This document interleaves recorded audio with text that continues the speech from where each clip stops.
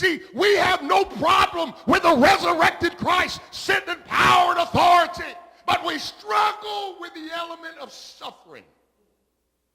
That not only did Jesus endure, but so shall we endure if we're going to follow him. Some people's faith is tied to the goodness and the blessings of God, that in the moment a trial comes, the moment suffering comes, the moment a dark day comes, they begin to accuse God and walk away from him. Should not this day, the day of resurrection and the day of the crucifixion, the burial, should not this day also be a message to us? That every day ain't going to be a day where the sun's shining. Every day is not going to be a day of laughter. Every day is not going to be a day of real victory, if you will. But for all of us, if Jesus went through a dark day in his life, why would we think it would be strange that we would go through a dark day too? Who am I preaching to this morning? You question God in the darkest time of your life? And yet here you are, and here we are celebrating on Easter service, and we got to be reminded that Easter is about the darkest day that Jesus ever went. He said, think it not strange when trials come. Think it not strange when suffering comes. Think it not strange when things simply don't make sense. He said that we are encompassed about with so great a cloud of witnesses. Can I get a witness? We got witnesses all around us. Let me ask you something this morning. Who did the Bible put up on a pedestal that we could look at? Who was it? Who are the cloud of witnesses that the Bible put up? That we are to gaze at them and look upon them. Who? Who was it? Was it the rich, the wealthy? Those who never went through hell? I tell you who he put up. He put up broken men,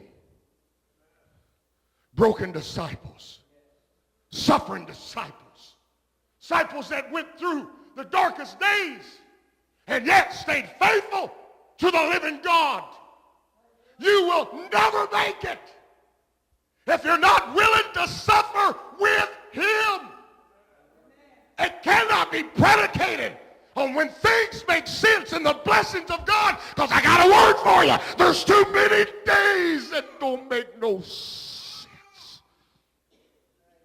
Was it not Polycarp, 86 years old, and they took him to a stake, and all they had to Polycarp just deny Jesus? He said, 86 years have I served the Lord, and he has never done nothing to me but good. And how could I deny him now? And the testimony was that as the flames licked up around his body and his limbs fell into the fire, that praise was coming out of his mouth, giving God glory. You know why? Because his faith wasn't hooked just to the blessing. There was something in Polycarp, there was something in John, there was something in Paul that said, not only will I serve you when things make sense, but in the darkest day of my life, I will trust you. In the darkest day of my life. My God, is there anybody in here that's got that kind of conviction, got that? Somebody stand and bless him. If that's you, stand and give God a shout of praise. When they crucified Jesus, there were two thieves, one crucified on the other side, on one side, and one on the other side. There was one of the thieves that said, save yourself and we will serve you. And I thought, God, that's the testimony of so many people today. Lord, serving and we'll serve you. Remove the dark days, remove the burden, and I'll serve you. And then there's that other brother. You got to get this. A bloody mess, beaten. And he looked at Jesus and said, remember me when you come into your kingdom. He was able to see a king in the hour of his greatest suffering.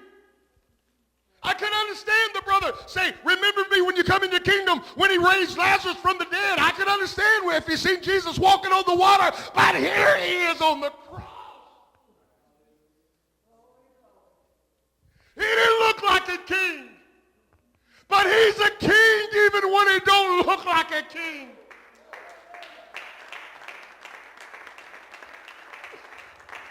When the sun hides its face, he's still my king. When the pain racks my body, he's still my king. When my heart is breaking, he's still my king. Stand to your feet. Woo!